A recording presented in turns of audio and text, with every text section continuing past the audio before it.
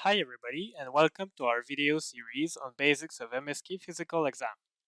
A tiny disclaimer, these videos aim to complement the content seen in class and thus are not meant to replace any didactic material. Nonetheless, enjoy the watch.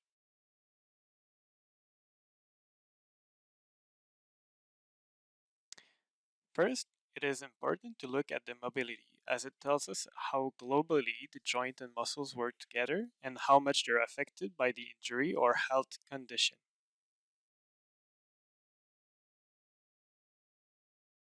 Next come the rhizome, which stands for resisted isometric muscle contraction or movement.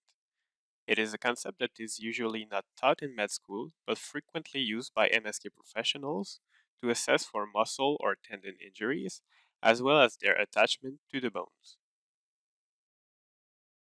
It is simply done by asking the patient to resist the pressure that you apply, and it is repeated in the relevant directions depending on the history that the patient provided.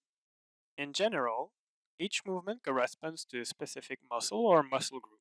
For example, eversion is done by the fibular muscles, and pain in the rhizome of eversion indicates a probable injury to those muscles.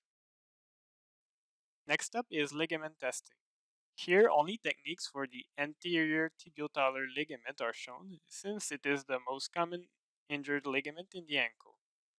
Keep in mind that specific techniques exist for almost every ligament in the body.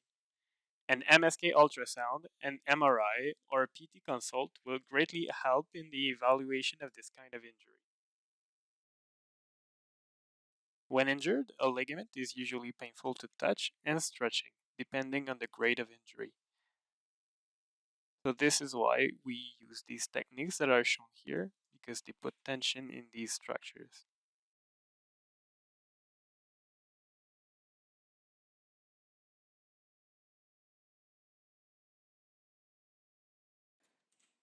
Another key component of the ankle evaluation are the Ottawa ankle rules. They are used to help determine the necessity of an ankle or foot x-ray following an acute injury.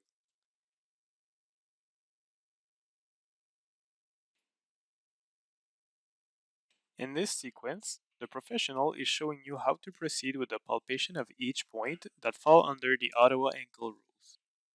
First, palpate both malleoli.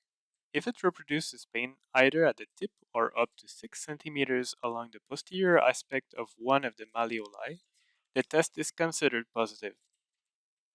Then proceed with the palpation of the base of the fifth metatarsal as well as the navicular, and if it reproduces pain at either side, it is also considered a positive test.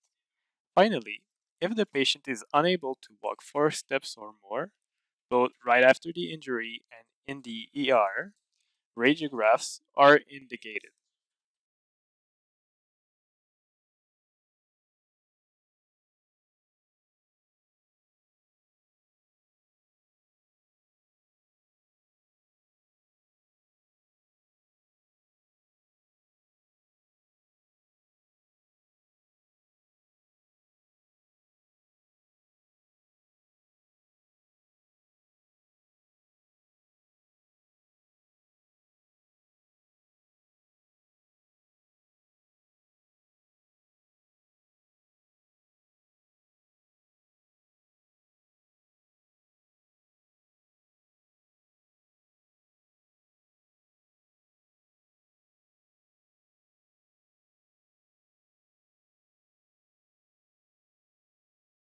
This marks the end of our short video. We hope you enjoyed it. Feel free to contact us for any questions or comments. Thanks for watching.